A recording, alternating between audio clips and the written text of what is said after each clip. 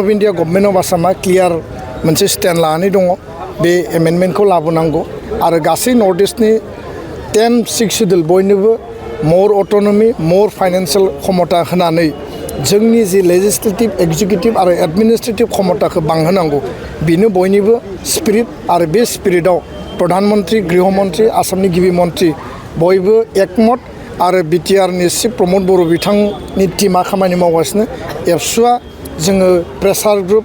आरो दाबिग्रा आफाद हिसाबै जोङो सरकारखौ प्रेसार होगासिनो दङ बेखिनियानो आरो फैबाय थानाय समाव मोजां रादाब मोजां खौरां जोङो इमिडियेटलि फैबाय थानाय 1-2 मासनि गेजेराव मोनगोन होननानै जोङो आसाबादि लिटारेसिनि जेंना इडुकेटेड आनएमप्लयमेन्टनि जेंना लेक अफ क्वालिटी इडुकेसननि जेंना बे दाबो दङ समाजाव दायना दायनि जौ जुवा drugs human trafficking child marriage बेखौ जोङो गैया खालामनानै जोंनि फरायसा फरायसुलिफोरखौ विश्व दरबाराव मुलुग लेभेलनि स्टेन्डार्डआव जोंनि IIM IIT medical college engineering college civil service state आरो नेशनेल लेभेलनि आरो जोंनि बर' मिडियामनि जिखिनि थासारि जेंना जेंसि दङ बेखौ रोखायै राफोदै जोङो सुस्रांनानै बर' हारि दानायनि इसिं आरो बायजो जोङो गासै बिथिङाव हाबा मावनांगोन बे समायखिराखौ दिनै जोङो बे जोनोम सानाव जों लाबाय आरो फैबाय थानाय 100निफ्राय 1000 इयारसिम एबसुआ बर' हारि दानायनि थाखाय निस्थाबान कुनु मेंनाय बानाय गैयाजासे कुनु जोङो जिरायनाय गैयाजासे जोङो सेल्फलेस भलुन्टारि सार्भिस होलांनायनि गेजेरजों हाबा मावगोन आरो बे साफ्रोमबो एबसु बिबानगिरिफोरनि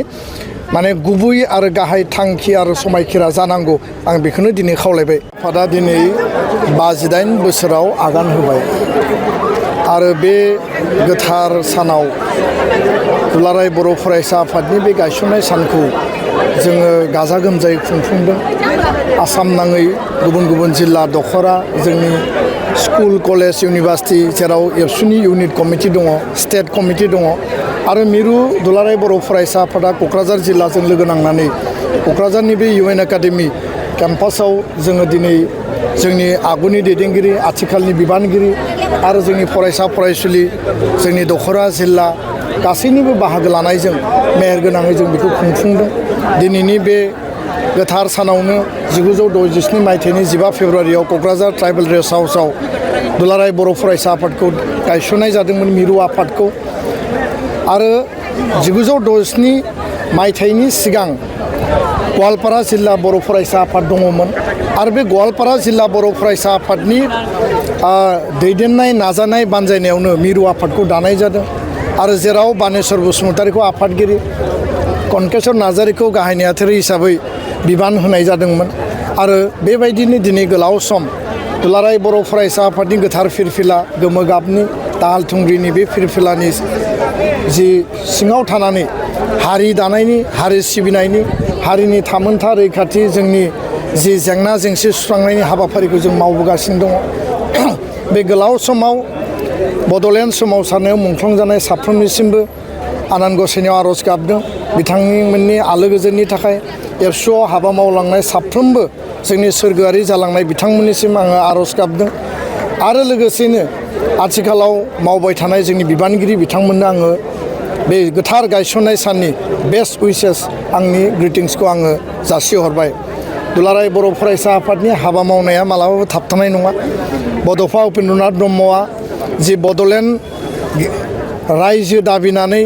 जि जावरिखांनाय रेनेसां रिभलिउसन लाबोदोंमोन आरो गेरेमसा हारि दानायनि जि मोन्थोर होनानै गालांबाय बे मोन्थोरा जोंनि बिखा बिख्लो थै मोदोमाव गोथाङै दिनैबो दङ जों आल्टिमेट थांखिसिम थांनांगोन आरो दिनैनि समाव BSc BTC BTR बे सोमावसारनायनि गेजेरजों जों राजनैतिक आरो संबिधानिक जि अधिकार मोनबाय बेखौ आरो मर माने जोङो क्लियार खालामनानै मर अट'नमी मर फाइनेन्शियल पावारनि बेबस्थाजों बड'लेण्ड बे 6 शेड्यूल काउन्सिलखौ मजबुत खालामनांगोन आसामाव थानाय बेंगलाव थानाय त्रिपुरायाव थानाय मेघालयआव थानाय बांलादेश नेपाल जेरावखि बर'फ्रा थाया मानो बयनिबो सेफटि सिकिउरिटि बिथांमोननि भबिष्यत राव हारिमु आरो बिथांमोननि रैखाथिनि थाखाय दुलाराय बर' फरायसा आफादा जेब्लाबो हाबा मावबोदों हाबा मावलांगोन आरो दिनै बे एकर्डनि जिखिनि दफा बे दफाफोरखौ मावफुंनायाव दुलाराय बर' फरायसा आफादा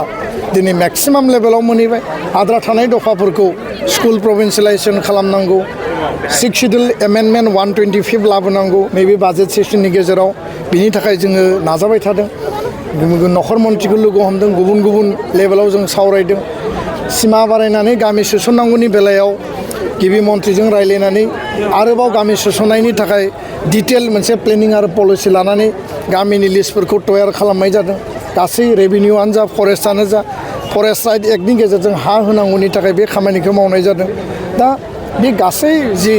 बेबस्थानि गेजेरजों एबसुआ मालाबाबो जोङो जिरायनानै थायाखै आरो एबसुआ मोनसे खारबाय थानाय सिगाङाव जोनोम जानाय लोगो लोगोनो जि मोनसे स्पिडआव हाबा मावदोंमोन दिनै बिनि 10 गुन स्पिडआव जोङो हाबा मावनो गोनां जादों बिनि गेजेरावबो दिनैबो जोङो माखासे मोगा-मोगि दिनै गैजारोङैनि थासारिया दाबो दङ बेखौ जोङो गैया खालामनांगोन बेनिफ्राय जों उदां जानांगोन इलिटारेसिनि जेंना इडुकेटेड आनएमप्लयमेन्टनि जेंना लेक अफ क्वालिटि इडुकेसननि जेंना बे दाबो दङ समाजाव दायना दायनि जौ जुवा drugs human trafficking child marriage बेखौ जोङो गैया खालामनानै जोंनि फरायसा फरायसुलिफोरखौ बिश्व दरबाराव मुलुग लेभेलनि स्टेन्डार्डआव जोंनि IIM IIT medical college engineering college civil service state आरो नेशनेल लेभेलनि आरो जोंनि बर' मिडियामनि जिखिनि थासारि जेंना जेंसि दङ बेखौ रोखायै राफोदै जोङो सुस्रांनानै बर' हारि दानायनि इसिं आरो बायजो जोङो गासै बिथिङाव हाबा मावनांगोन बे समायखिराखौ दिनै जोङो बे जोनोम सानाव जों लाबाय आरो फैबाय थानाय 100निफ्राय 1000 इयारसिम एबसुआ बर' हारि दानायनि थाखाय निस्थाबान कुनु मेंनाय बानाय गैयाजासे कुनु जोङो जिरायनाय गैयाजासे जोङो सेल्फलेस भलुन्टारि सार्भिस होलांनायनि गेजेरजों हाबा मावगोन आरो बे साफ्रोमबो एबसु बिबानगिरिफोरनि माने गुबै आरो गाहाय थांखि आरो समायखिरा जानांगौ आं बेखौनो दिनै खावलायबाय गोजोन्थों 125 एमेन्डमेन्ट बिनि सायाव government of India government of आसामा क्लियार मोनसे स्टेन्ड लानानै दङ बे एमेन्डमेन्टखौ लाबोनांगौ आरो गासै नर्थ इस्टनि 10-6 शिड्युल बयनोबो मर अट'नमि मर फाइनेन्सियेल क्षमता होनानै जोंनि जि लेजिस्लेटिभ एक्जिकिउटिभ आरो एडमिनिस्ट्रेटिभ क्षमताखौ बांहोनांगौ बेनो बयनिबो स्पिरिट आरो बे स्पिरिटआव प्रधानमन्त्री गृहमन्त्री आसामनि गिबि मन्थ्रि बयबो एकमत आरो बिटिआरनि चिफ प्रमद बर' बिथांनि टीमा खामानि मावगासिनो एबसुआ जोङो प्रेसार ग्रुप आरो दाबिग्रा आफाद हिसाबै जोङो सरकारखौ प्रेसार होगासिनो दङ बेखिनियानो आरो फैबाय थानाय समाव मोजां रादाब मोजां खौरां जोङो इमिडियेटलि फैबाय थानाय 1-2 मासनि गेजेराव मोनगोन होननानै जोङो आसाबादि आरो बिनि थाखाय जोङो खामानि मावगासिनो गोजोन्थों